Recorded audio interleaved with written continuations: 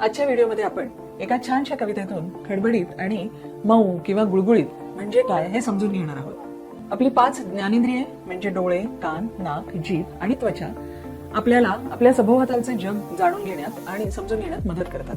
म्हणून त्यांचा विकास म्हणजेच त्यांना माहिती गोळा करण्यासाठी, सक्षम बनवण्यासाठी जास्तीत जास्त अनुभव देणे। खडबडीत दाखवण्यासाठी तुम्ही दगड किंवा खडबडीत कापड किंवा सँडपेपर घेऊ शकता आणि गुळगुळीतसाठी तुम्ही चमचा किंवा मऊ रेशम कापड देखील घेऊ शकता। वर्गात मुलांबरोबर हा खेळ कसा खेळता येतो पाहूया।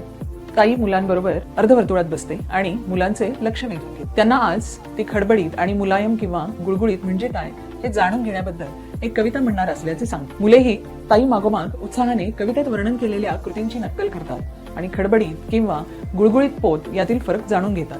ताई कविता म्हणायला सुरुवात करते। चला एकत्र जाणून घेऊया आज खडबडीत आणि मुलायम याचा राज, ज्याचा पृष्ठभाग स्पर्श केल्यावर लागतो ओबडधोबड ते असते खडबडीत।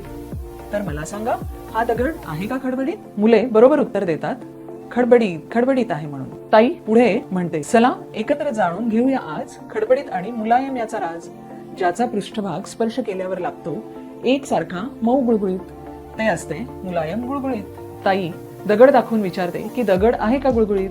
मुले नाही असे योग्य उत्तर देतात। ताई पुढे विचारते की ताईची साडी आहे का मऊ? मुले स्पर्श करून साडी मऊ मुलायम असल्याचे बरोबर उत्तर देतात। अशा प्रकारे ताई सँडपेपर, चमचा अशा काही वस्तू वापरून मुलांना त्या वस्तूला हात लावायला सांगून मुलांची खडबडीत आणि मऊ याबाबतची समज वाढवते।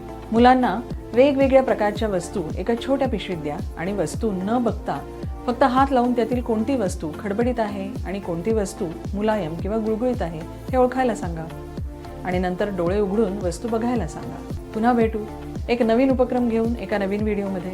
धन्यवाद।